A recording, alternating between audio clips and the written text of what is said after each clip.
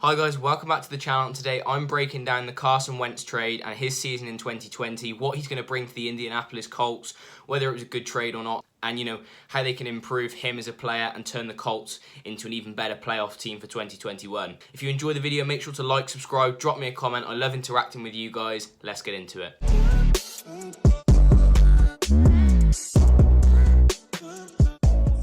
So there's been a lot of Wentz bashing in the media over the last year or so, and admittedly, he hasn't performed to the levels that he did in recent years, especially when he took them to the Super Bowl. He just hasn't been playing at that level, and so I think some criticism is fair, but I think it's important to remember what sort of player that the Colts are getting. So this play, the Eagles actually come out in an I formation before motioning Dakota to the end of the line, and it becomes Tiger solo right formation.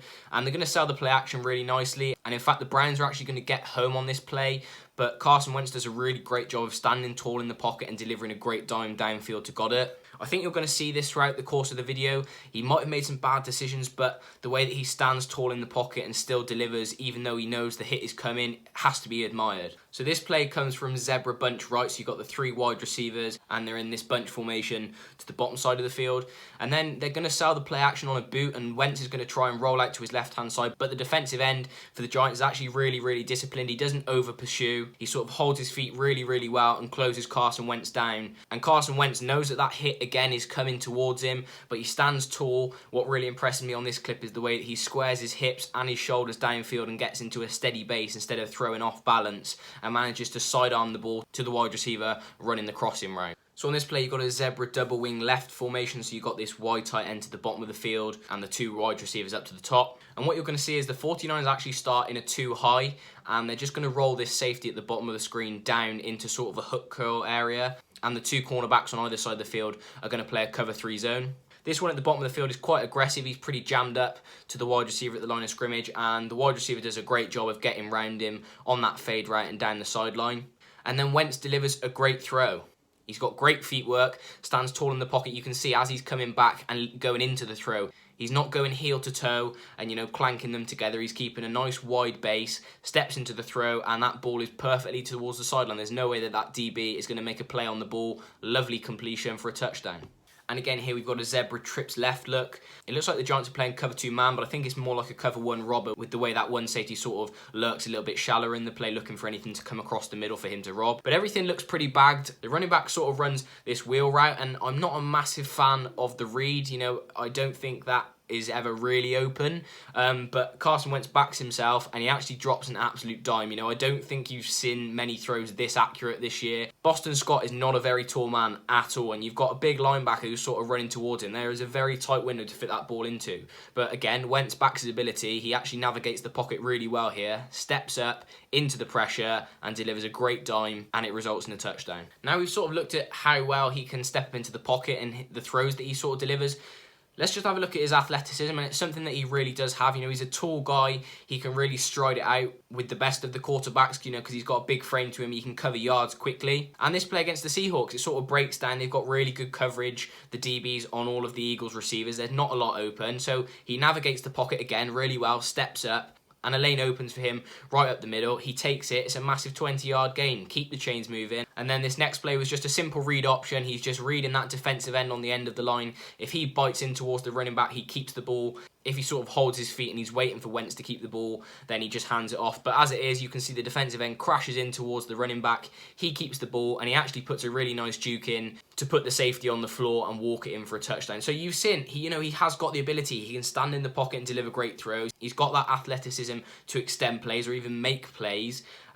Let's just have a look at the other side of his game. So one massive issue to his game this year was the interceptions. He was tied first for interceptions with 15 in the league, and obviously he wasn't even the starter at the end of the season, so that was crushing. It really is hard to get any momentum going on offense when you've got a quarterback who just keeps gifting the ball to the opposition. And I'm just going to take you through a couple of scenarios as to why he did this and why it could be a problem for him moving forward. So for me, Wentz's biggest problem is actually his inconsistencies. You see one play from him is really, really nice. As I've already shown you, he navigates the pocket really well, delivers a great dime downfield. You see it on this play. He fakes the toss to the left-hand side, rolls out to his right, lovely strike downfield.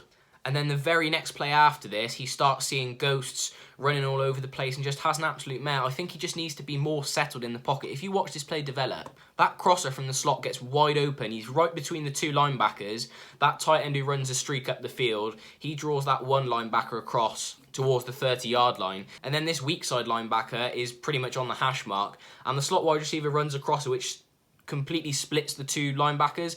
And if Wentz was just to stand a little bit longer in the pocket, stand tall, he could deliver this ball easily for a 10-15 yard gain. Instead, he gets worried by this pressure that he sees coming off the edge, tries to scramble out to the left and realise that that man's sort of beating his O-lineman. And then he tries to launch that ball downfield to the wide receiver that he should have initially thrown to. And you know, it probably was open, but when you're that close to a lineman, you've got 3 or 4 D linemen all closing on you. There's no way that you've got that time to make that throw. You've just got to tuck the ball, gain as many yards as you can, and get down. You just absolutely cannot afford to be throwing it straight at a D lineman when he's in front of you. So what you're going to see here is a simple mesh concept from zebra tight right.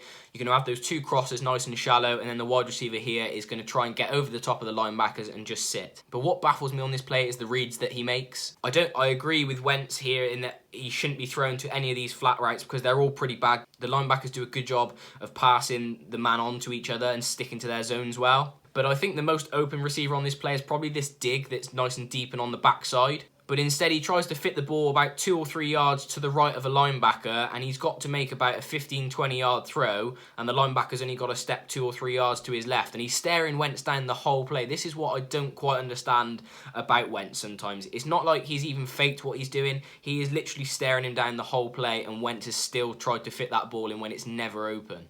Same sort of situation here. You've got a zebra trips open left look, and the tight end's just going to sort of run the fade. He's going to try and get to the outside a bit closer to the sideline. And then what Wentz needs to be doing here is because the DB is stacked over the top of the tight end here, he needs to be throwing this ball to the back shoulder. If he throws it in front of the receiver, which he does here, you're going to see what the result is. It's an easy interception because the DB's got nice leverage on him. He's playing that stack technique where he's just sort of bailing with him, but he's already got a step or two on him. If he's going to throw this ball and he's determined to, this has to be a back shoulder ball so that the DB can't reach it, only the receiver can, and more towards the sideline. But again, it's just poor ball placement, and he could make a much better read on this play. And again, I just spoke about the awareness a short while ago, and I think he should have hit that crosser against the Niners. And in this play, you've got to know, their O-line wasn't amazing this season. PFF graded it 19th overall, so it wasn't horrendous, but equally it's not the best line that, you have had in recent years go by. And, you've got to be scanning the field. At no point during this play does Wentz even glance to his left-hand side. He's just so fixated on that right-hand side of the field on his 1 or 2 primary reads.